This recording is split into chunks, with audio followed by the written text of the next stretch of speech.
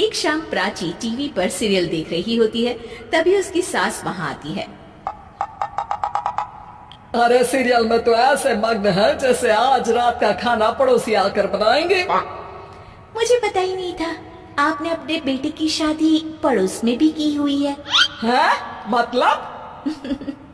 मतलब इस घर में सारा काम बहू ही करती है, आप तो सिर्फ खर्राटे मारती हैं। अच्छा जी, फिलहाल तो तुम आराम फरमा रही हो। चलो जाओ, ये मेरे टीवी देखने का समय है। आहा, इसीलिए मुझे भगाया जा रहा है। सॉरी, अब तो बिल्कुल नहीं जाऊंगी। प्राची की इस बात पर दोनों सास बहू के बीच टीवी रिमोट के पीछे बच्चों जैसे छीना झपटी शुरू हो जाती है, जिसके बीच श्लोक भी काम से घर वापस आ जाता है। हाँ, आज मेरी चूहे बिल्ली की जोड़ी किस बात पर झगड़ रही है? अरे तेरे बीवी मुझे टीवी नहीं देखने दे रही। अरे तुम्हारी मम्मी मुझे खाना बनाने के लिए फोर्स कर रही है। अरे वाह, ऐसे बेतुके रीजन पर तो बच्चे भी झगड़ा नहीं करते। अरे मुझे कुछ मत बोल, सब इसने ही शुरू किया है। हाँ हाँ, जैसे आप तो बहुत दूध की धूली है ना। अरे बस, दोनों चुप। प्राची जाओ, खाने की तैयारी करो। और मातो छोड़ो, तुम्हें क्या बोलूं, शांति से अपना सीरियल देखो। मुझे दोबारा लड़ने की आवाज सुनाई नहीं देनी चाहिए। ऐसा बोलकर श्लोक वहां से चला जाता है, जिसके पीछे पीछे प्राची भी कुछ न कुछ बड़बड़ाते हुए रसोई में चली जाती है। हाँ हाँ, सासू जी को तो कुछ बोलेंगे ही नहीं, बस मुझ पर ही हुक्म चलता है, खाना बनाओ, जैसे मैं इनके घर में खाना बनाने के लिए आई हूँ। इसी तरह शाम बीतती है और रात को श्लोक और प्राची की सास खाना खाकर सोने चले जाते हैं, लेकिन प्राची गुस्से में कुछ खाए बिना काम में ही लगी रहती है। इस घर में किसी को घंटा फिक्र नहीं पड़ता, मैं खाऊं या भूखी रहूं। प्राची कुछ देर के लिए रसोई से बाहर जाती है और जैसे ही वापस आती है तो वहां दूध का भरा ग्लास देखकर हैरान रह जाती है। फिक्र पूरी है, बस दिखाना नहीं है। प्राची दूध पीकर सोने चली जाती है और अगली सुबह एक बार फिर सास बहू का कार्टून नेटवर्क स्टार्ट हो जाता है। ये तुमने ही किया है। अरे अजीब जबरदस्ती है, मैं बोल रही हूँ मैंने कुछ नहीं किया। दोनों ने मिलकर पूरे घर को पागल खाना बनाया हुआ है। यहाँ कोई नॉर्मल इंसान तो रह ही नहीं सकता, इसीलिए अब पड़ोसी क्या रिश्तेदार भी घर आने से कतराते हैं। और सुन बेटे, तू भी चंगा, तेरी माँ भी चंगी, तेरी बीवी भी चंगी, रिश्तेदार। हाँ जी, आपको नहीं पता क्या, गंगाधर ही शक्तिमान है, रिश्तेदार ही। हाँ हाँ, बस समझ गया। कभी जानवरों जैसे लड़ेंगी तो कभी जुगलबंदी करेंगी। भाई मैं आप दोनों के बीच में नहीं फंसना चाहता।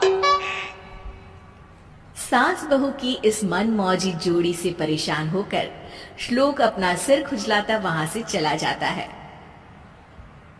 चलो अब मैं भी कीर्तन में जा रही हूँ।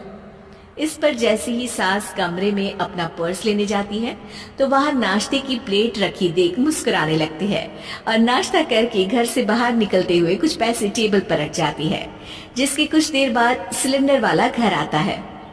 ओ मुरी मैया, मैं सिलेंडर के बारे में तो बिल्कुल भूल ही गई थी। घर खर्च के सारे पैसे भी मम्मी के पास है और श्लोक से बोला तो उल्टा 4 बात सुनाएंगे।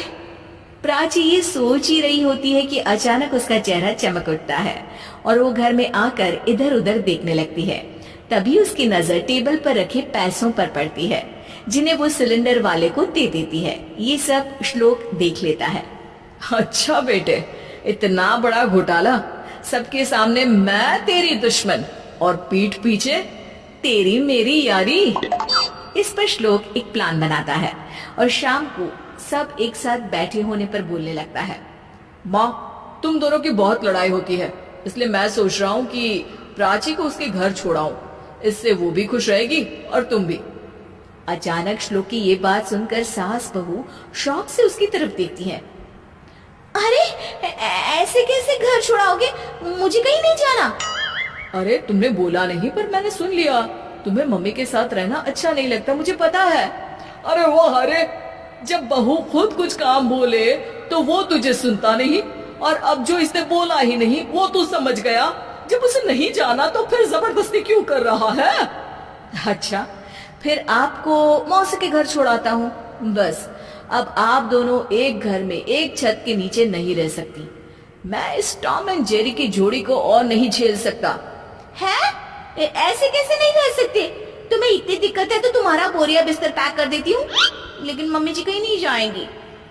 बिल्कुल यही सुनना था मुझे। अगर दोनों में इतना ही प्यार है फिर हर वक्त ये लड़ाई का नाटक क्यों करती हो? देखा मैंने कैसे माँ किचन में दूध रखती है और तुम उनके लिए कमरे में नाश्ता रखती हो, और कैसे वो पहले ही तुम्हारी दिक्कत समझकर घर में पैसे रखकर बाहर जाती है। अरे भाई, इतना ड्रामा तो डेली सोप में भी नहीं होता जितना तुम दोनों ने इस घर में फैलाया हुआ है। तू हमें टॉम एंड जेरी बोलता है ना, तो याद कर वो दोनों भी एक दूसरे को बाहर वालों की बुरी नजर से बचाने के लिए हमेशा सबके सामने लड़ते थे, लेकिन अकेले में दिक्कत के समय मदद भी तो करते थे।